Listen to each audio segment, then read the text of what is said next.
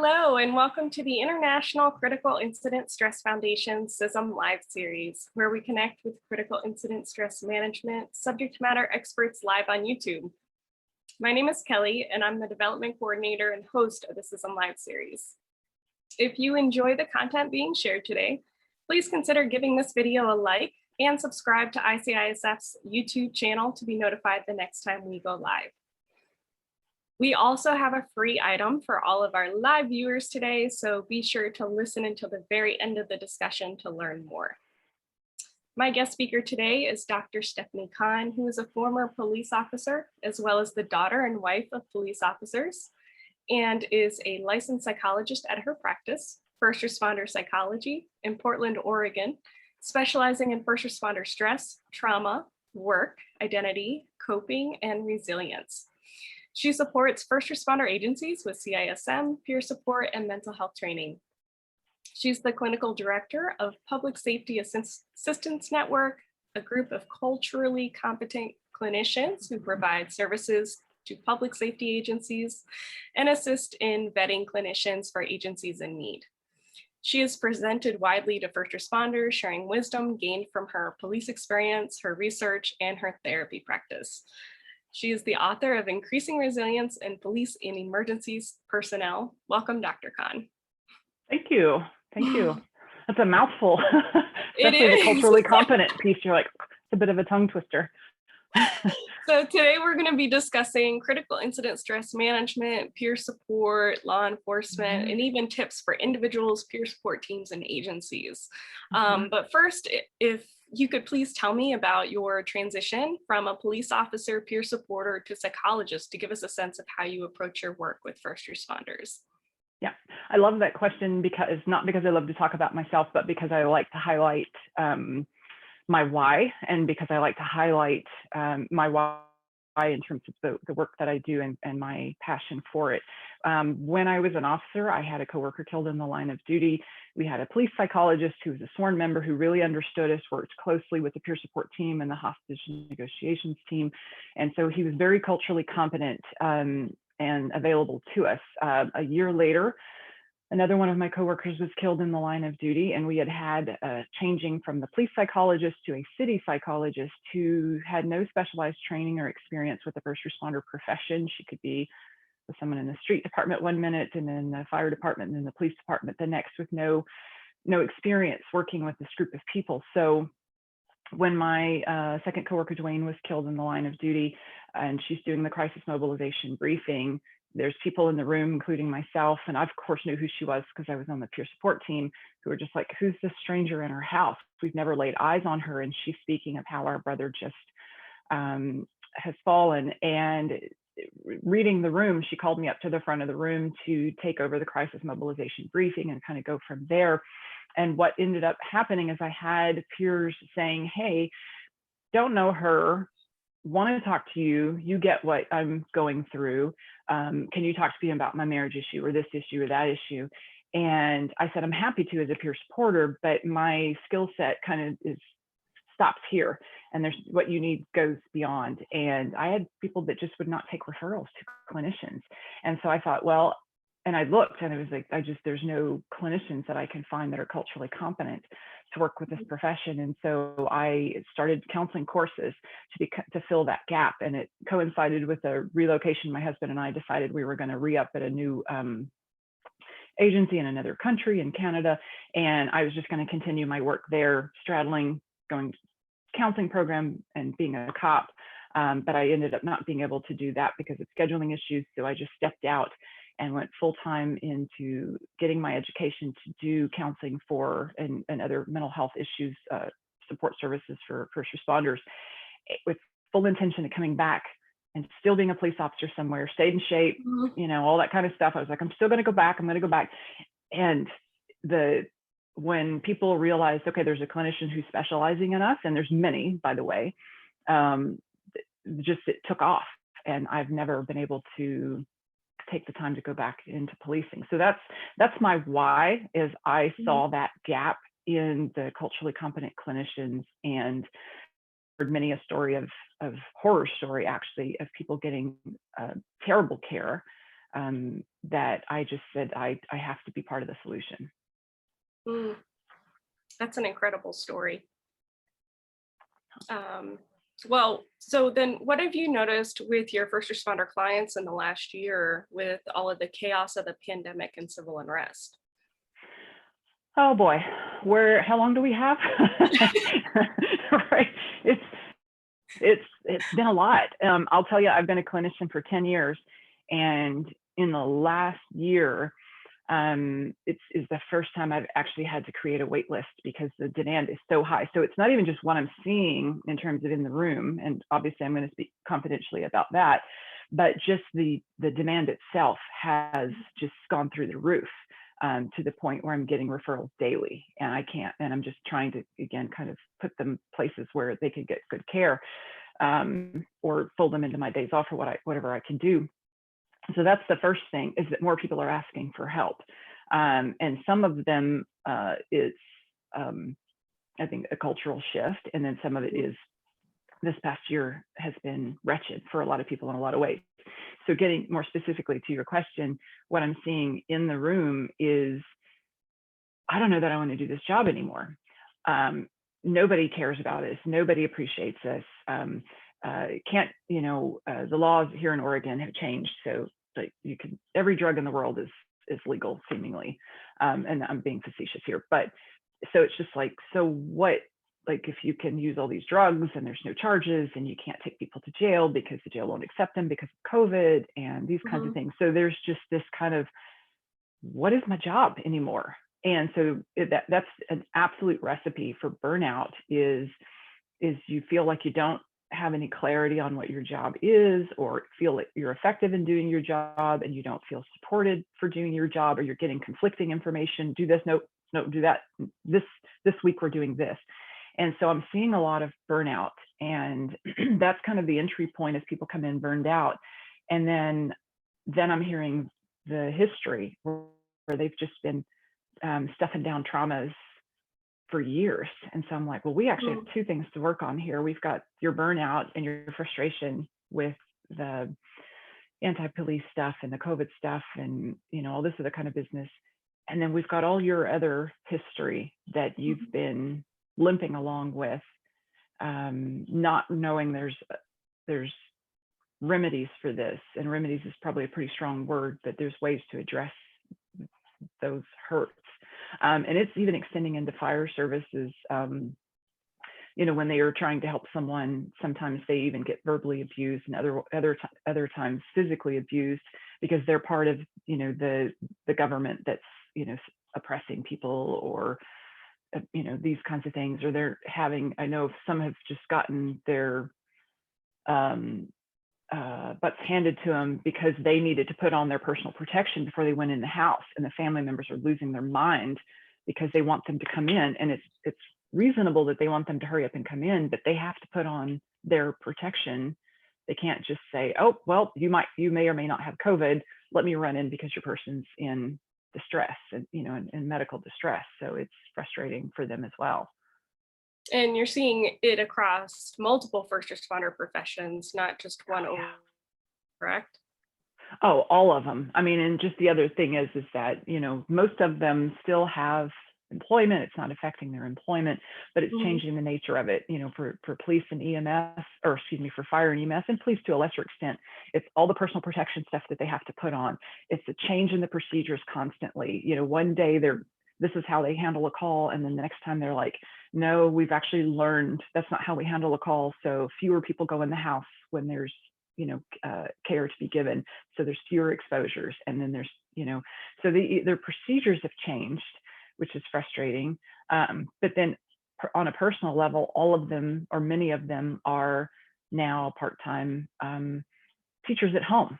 In addition, in the time that they would come home and try to recuperate from their shift work, they're now coming home and homeschooling, or dealing with the financial strain of a loved one who lost their job, or has had their job reworked.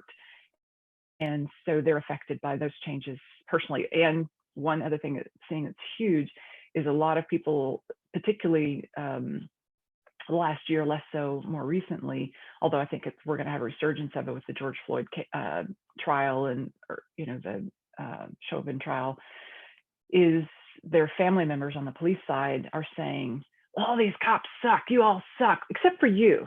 You don't suck. We know you don't suck, but all your coworkers suck, the whole profession, they're all this. And the cops are like, hey, they're all like me. Like, so when you're insulting the profession as a whole and saying I'm the exception, you're still insulting me.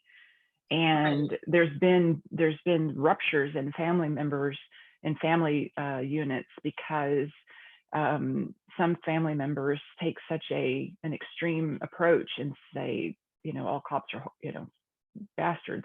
And sometimes the first responder I see is included in that umbrella, and sometimes they're not. But neither one is good for them, and it's caused chaos on the home front as well.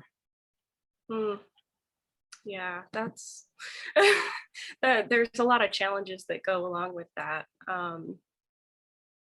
Then what do you suggest these clients do then, or your clients do, to cope with these stressors and traumas that they're seeing not only on the workforce, but also at home? Yeah. Well, I think, and I would say this to all first responders, is that you have to be careful about the assumptions you're drawing about the public's support of you based upon the opinions of a very vocal group of people. And I'm seeing that a lot, and I'm going to speak in generalities here, but I was talking with an officer, and he's crying. Like, and people don't realize, hello, first responders are human beings. This is crushing him.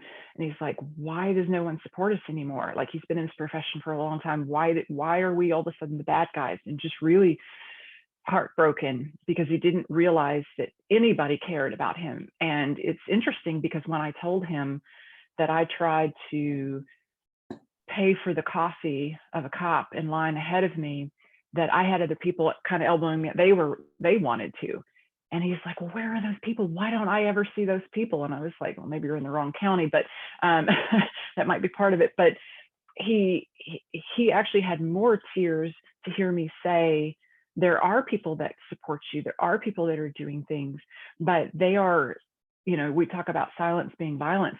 They have been more silent to avoid violence being perpetrated against them. So look for those people that support you. Look outside, because here's this group of people that are vocal, that are offensive, that are violent. But look outside of that. Just almost kind of like when you look at the people that you work with, and you're like, okay, these people are abusing each other, or abusing their own bodies with substances, or life choices, or what have you. But you also have to remember there's other stuff out there, and you need to ask what else is out there, and actually make a point to limit your social media, or at least be thoughtful about your social media. I had a client tell me the other day, you need to tell all your clients, just drop their social media. And I say this on YouTube, so be selective about your social media again, so that you're actually ingesting the good stuff. We know to eat the good stuff. We know to drink the good stuff. We know to do those kinds of things. But what you ingest is also what you're watching, what you're listening to, what you're paying attention to. And so what you focus on expands. And so focus on the good stuff. Look for the good stuff. Look for the people that are, vying to buy the coffee, or that are bringing the untainted food to the fire hall, that kind of stuff. Look for those things, because those people actually exist. And then I think you also have to, and this is what I say to clients, to first responders I see all the time, is you have to figure out, well, how do I take care of myself? How do I control what I control? Because there's a certain level of people abusing you and mistreating you and speaking poorly of you that is painful. And even the things that happen in your life, the traumas you see that are painful. But Eric Greitens, I'm not sure how to pronounce his name. He wrote the book Resilience. He's a Navy SEAL. I love his book. He says, we add suffering to the pain when we sit and rehash it, when we extend it and we keep thinking about it, and we go home and talk about it, and we talk with our coworkers about it, and we go back to roll call and talk about it. We're like, can you believe this stupid person thought this or that, or did this, or this group or that, political agendas, blah, blah, blah. You add suffering to pain, and that's optional. So actually make a pact with the people that you're in your social group and within your own head to not add suffering to the pain that's already there. Don't focus on what you don't control or what you don't like about life. Instead, really focus on what you do like about life and what you do control and how you can take care of yourself in relationships. Those are all really awesome tips. Thank you so much for sharing. So then what do you recommend then for peer support teams that they do to support their peers with these issues and challenges? Yeah, I think they have to, peer support teams sometimes regard themselves as critical incident stress management teams, right? Like insofar as critical incident stress debriefing teams. Like when a critical incident occurs, then we respond, versus there's a lot going on. There's a lot of stressors, even homeschooling. Everybody's the walking wounded, or many are the walking wounded. I don't want to be alarmist here. So how do we moment to moment go have conversations with people? If we hear a group of people and they're all just having, you know, a complaint circle there, they're all co-ruminating basically. Is there something that we can do at the next roll call where we say, hey, and provide some kind of psychoeducation, some kind of training that says, hey, if you find yourself stuck thinking about this stuff as you're drifting off to sleep, you might want to try this. This will help get your mind off of it. When you find yourself complaining about this group of people, then you might want to actually go and do this other practice, gratitude practice instead. Be grateful for the peers you have and the great work you do together. Or if peers you have stink, then be grateful for something else you have in your family. So I think peer supporters can take a very proactive role and a very active role in trying to facilitate the coping of their peers with the everyday wear and tear of the job through psychoeducation, through newsletters. It's funny because one of the agencies I work for, that I'm the psych for, they sent me an email yesterday and said, hey, we want to, because I just signed a contract with them, we want to do a wellness program. Where should we start? And I was like, why don't you just ask the little questions? Why won't you? Right? So I was just like, all right, so here's what I'm going to blast you with on the email with your biggest question ever. I was like, newsletters, little snippets, how to get better sleep, because sleep matters. All this stuff, when you think about not getting good sleep, and then you get all these stressors and demands, and you're trying to homeschool, you're not very patient with that, or you're having relationship conflicts or financial strain. If you're not sleeping well, your emotionality is going to be so much higher, right? You're just going to be so, it's like, think about it. Sleep deprivation is a form of torture to get people to tell trade secrets. It's going to break you if you don't get good sleep. So peer supporters could actually even contract with a local sleep specialist and say, hey, could you do a 10-minute blurb on sleep hygiene, or do a 10-minute blurb on how to combat this common sleep issue, or talk about what resources are, refer them to sleepfoundation.org, that kind of stuff. So they have a lot of opportunity to educate, and they have and intervene with someone that they see as, you know, particularly going downhill because they are seeming to be affected. And then they have opportunities to normalize. That's the other thing, to say, hey, I'm finding myself stressed with this stuff too. I'm finding myself frustrated. And you know, for me, I found this to be helpful. But to actually have that kind of, and this kind of goes into, you know, the agencies, is showing some leadership and saying, hey, I'm affected as well, but here's how I'm planning to walk through it. Instead of saying, you have a problem, here's what you need to do, right? Really kind of recognizing that we're all challenged by this. And I think that's one of the things that helps me connect with clients. And even when I do trainings, is I say, hey, when the riots here erupted, I was mad. I was angry. Like I was gritting my teeth angry because you're attacking my profession. You know, I've been around this my entire life, and it feels like you're attacking my dad, my husband, myself, my best friend. I was angry. And so I was forthright about that. And I said, so I had to shift my mindset and say, okay, what else is good out there? how do I be part of the solution? I had to walk through that. And so I think when peer supporters or leaders can say, hey, it knocked me on my tail for a bit, here's what I had to do to recover, it gives other people permission to have that experience and do the same. Yeah, and I think we've all had to go through that at some point throughout this last year during the pandemic, regardless of profession, but especially for the first responders or crisis responders, individuals that are on the front line. So, you know, that goes into my next question then. So you talked a little bit about what agencies can do to demonstrate support for their first responders. What other recommendations can you give for those individuals during such trying times? Yeah, I think it's just an expansion on what I was saying is I think they have to be, and I can certainly appreciate, you know, especially administrators, I can appreciate the tightrope they're walking because they're trying to support their you know, their employees, you know, whether it's fire, police, EMS, whoever it is, dispatch, haven't even mentioned them yet. They're certainly getting abused during this time, sadly. But they need to vocalize and be more communicative. I think that's one of the challenges that agencies have historically had, that administrators have been to the line before, and so they actually understand the line as much as we sometimes say, oh, they don't understand, they haven't been there in a while, and maybe there's, you know, been some changes since they were on the line. But I think the line folks usually have never been administrators, so they don't actually understand the tightrope that the administrators are walking. So I think they sometimes have to be more forthright about that. My dad was a chief for almost half his career, and I heard a lot of his challenges as a chief because he wanted to do a lot for his officers, but he also needed to balance that with what city management would do, because if he did too much for the officers, he was out by city management. And then they would find someone else that would do less, and then the officers would get less ultimately.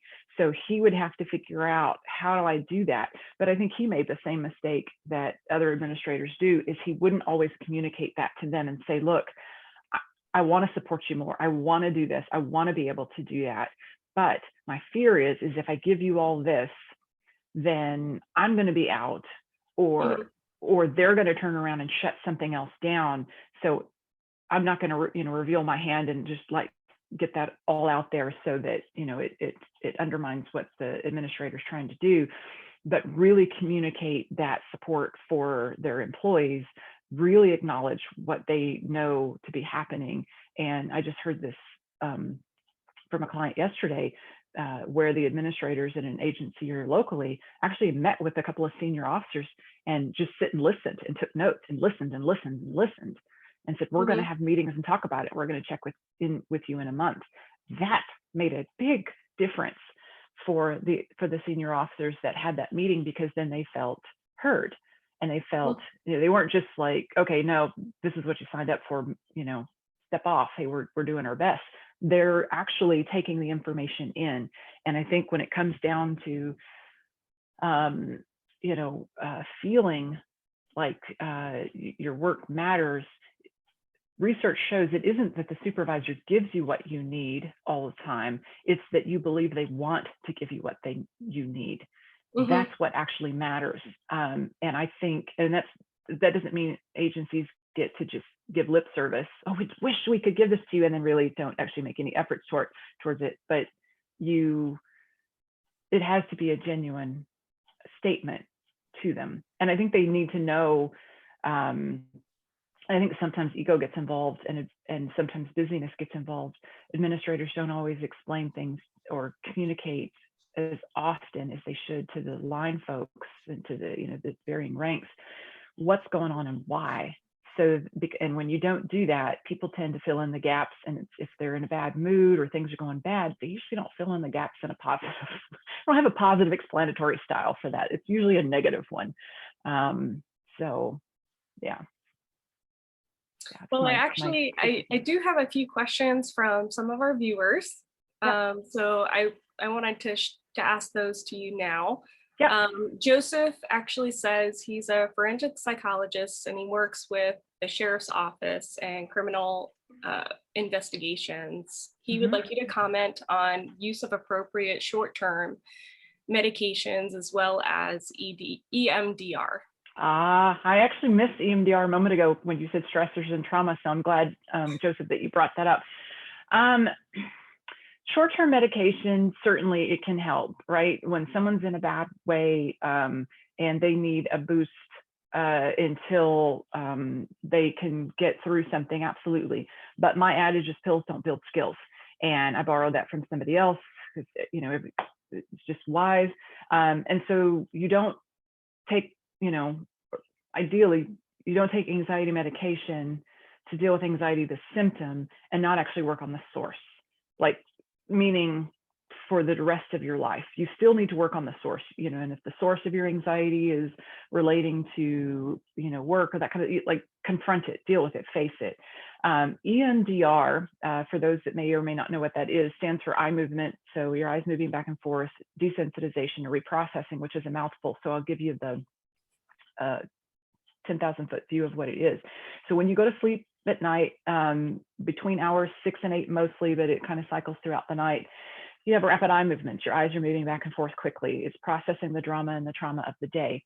So that when you wake up, you know, that's why they say sleep on it. A lot of the stuff will have been processed and you're better for having done so. But first responders don't get good sleep, and they may not even sleep. They miss the bulk of that REM sleep between hours 6 and 8. So they don't get that spontaneous rapid eye movement that allows them to process drama and trauma.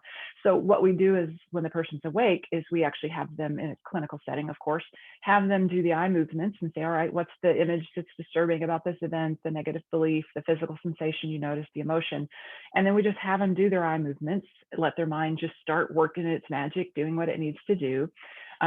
What typically happens is it allows the brain to process trauma that it didn't get to process before for varying reasons, and it desensitizes them to it. And I did it 2 or 3 times yesterday with clients, and I had somebody who's just like, I'll keep the expletives out, but he's just like, this is about the weirdest thing and the most effective thing. I can't believe how this isn't bothering me right now. This feels so distant to me.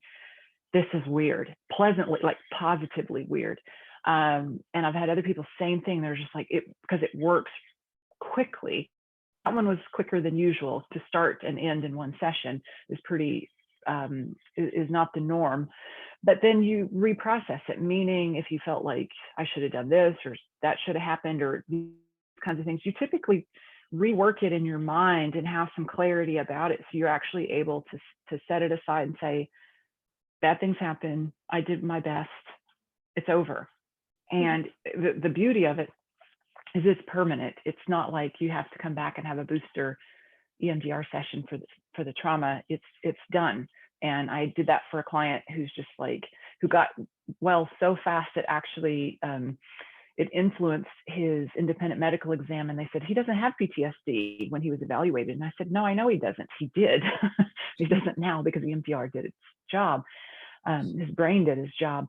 And I was just able to document it and, you know, demonstrate that he had it before he had EMDR. And then he reaches out to me a year later and he goes, it's still working, but I'm having some stress about something else. I'm not having any stress. I thought I'd be checking in with you later. This still doesn't bother me anymore. And it just blows me away. And I was like, yeah, it's pretty cool. So find a clinician that does EMDR. It is a fantastic tool. It's one of many, as is neurofeedback, and alpha stim kind of helps with some of the brain being overactivated. But yeah, it's incredible. Thank you for touching on that, because there's several individuals that commented about wanting to learn more about EDMR. So yeah, and you can find it on EMDRIA, so the International Association.org, and they have it like a 10-minute video, and then you can actually find EMDR clinicians in your area through that website. So that's a great resource. So it's EMDR International IA.org.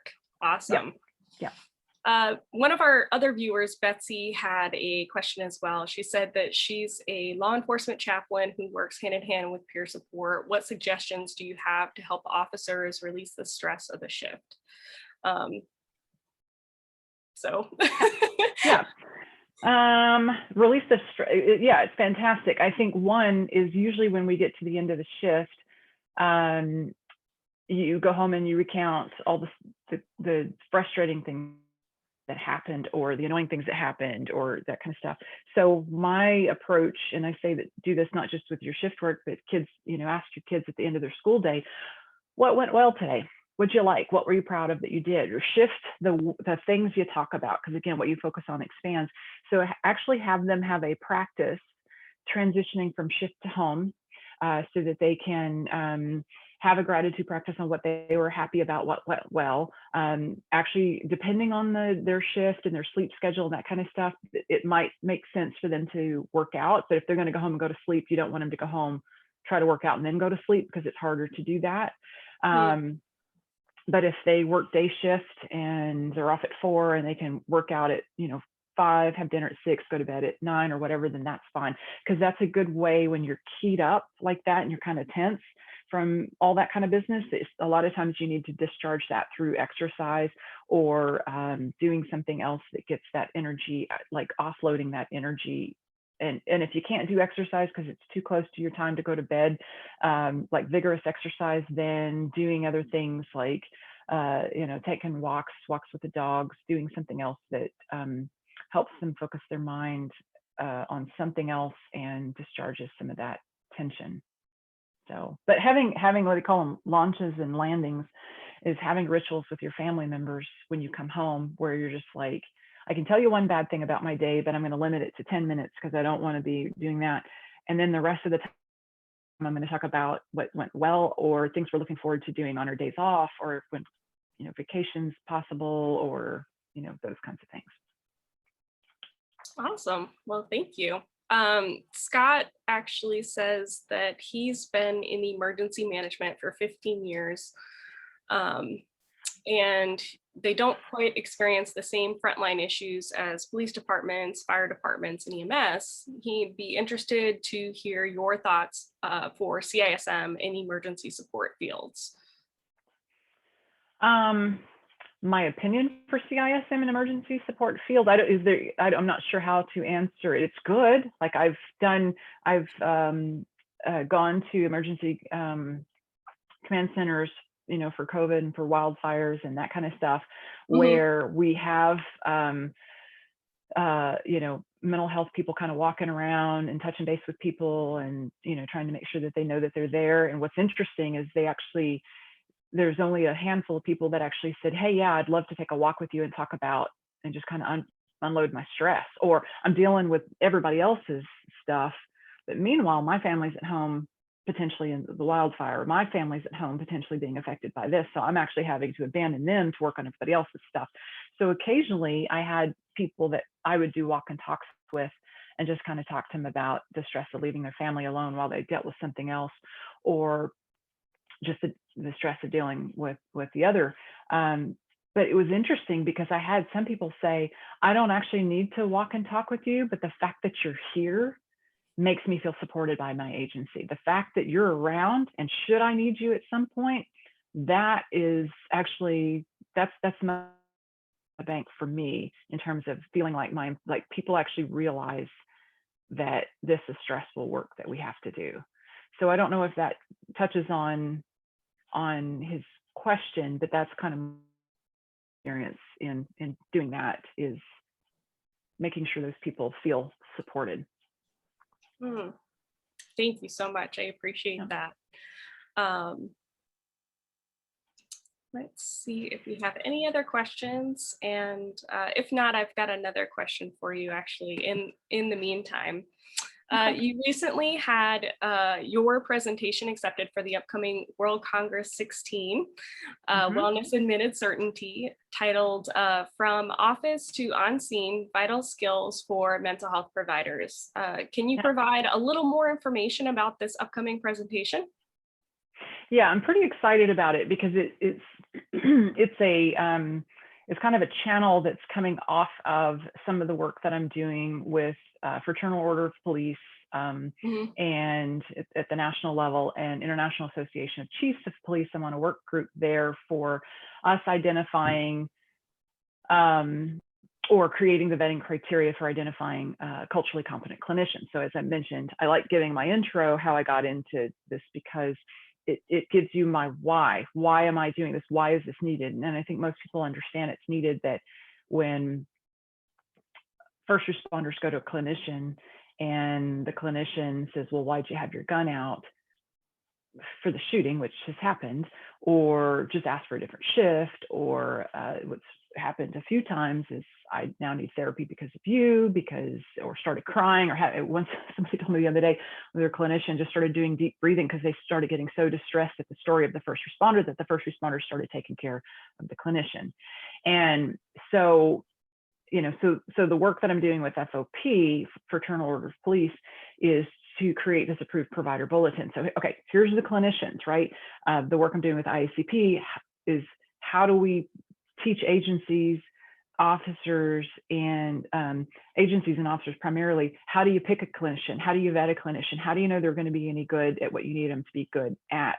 And so we're creating those kind of one sheets and those kind of those nuggets for people to actually use, which begged the question, because I was like, but then that also means we actually have to make sure the clinicians know that the skills aren't transferable from the therapy room to, which, one, you got to be good in the therapy room. Let's just start there. But then doesn't necessarily transfer you to being on scene and being good at that, because you don't therapize on scene.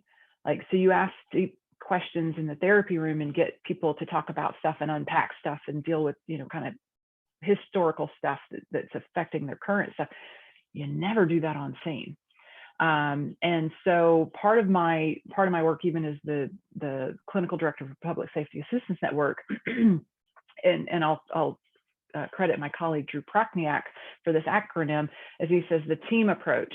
There's T, therapizing, right? So clinicians make sure they're really good at therapizing. They understand what EMDR is, and brain spotting, and neurofeedback, and alpha stim, and polyvagal, and all that kind of stuff, all those things relating to trauma, and then just relating to first responder issues altogether, non-trauma related.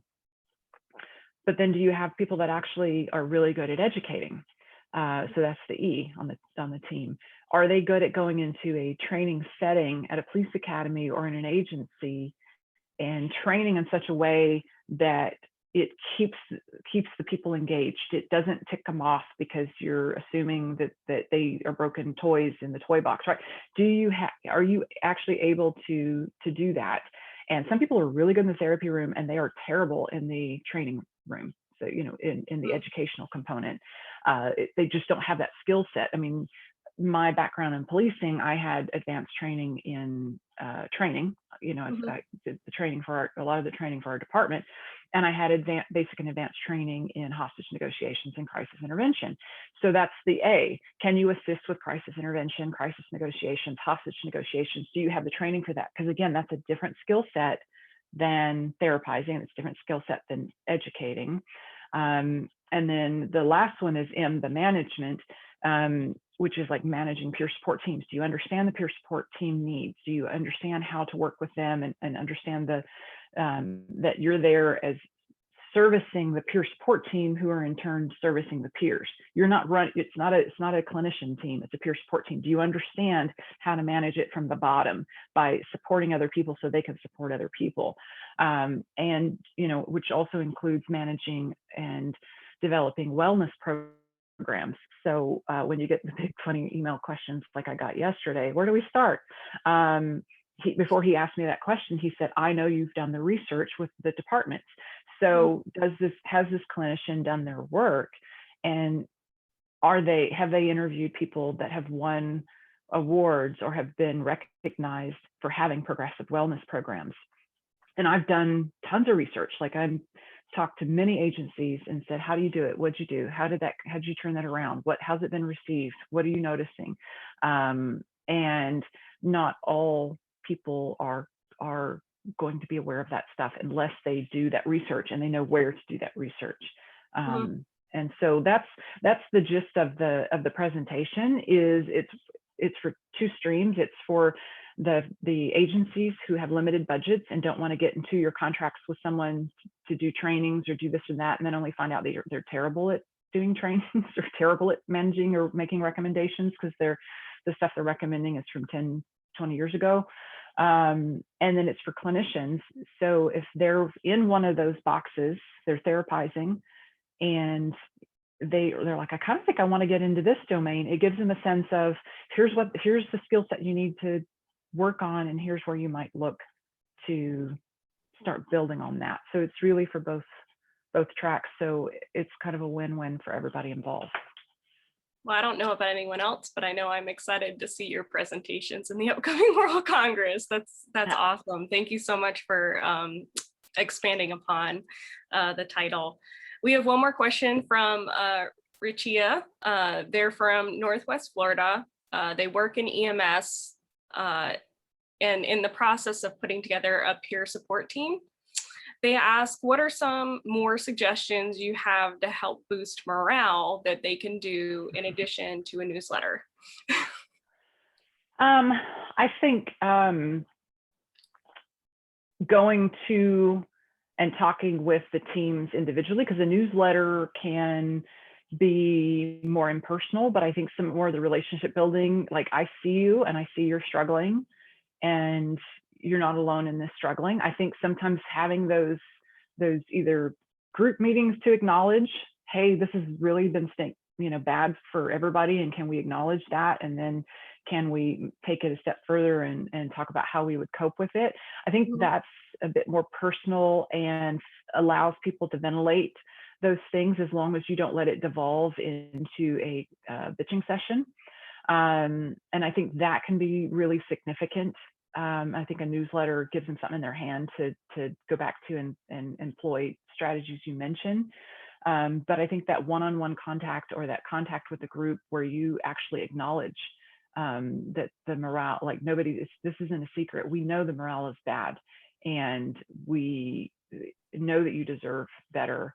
And we're working on it. And actually just even asking, do they have any suggestions that might improve their morale or their, and even if you can't employ them, feeling heard, it's really hard to get mad when you feel heard. Really hard. Well, thank you for answering that question. That's all helpful advice. I'd like to thank you for joining me today. If any of our viewers would like to learn more about Dr. Stephanie Conn, and also to view her resilience and first responder family resources, you can actually visit her website at firstresponderpsychology.com. We have the link in the description, so feel free to click on that as well. And for all of our live viewers today, you can actually download a free preview of Dr. Conn's book, Increasing Resilience in Police and Emergency Personnel, Strengthening Your Mental Armor, first edition. You can click on the MailChimp link in the description. This link will be available until 2 p.m. Eastern Standard Time. If you guys are interested in purchasing her book, you can use the Amazon link in the video description as well. To learn more about our upcoming World Congress 16 Wellness Uncertainty from May 25th through the 27th, 2021, you can actually visit our website, icisfworldcongress.org, or click the link in the description. Again, Dr. Conn, thank you so much for joining us today for our CISM Live series, where we connect with critical incident stress management subject matter experts live on YouTube. Go ahead.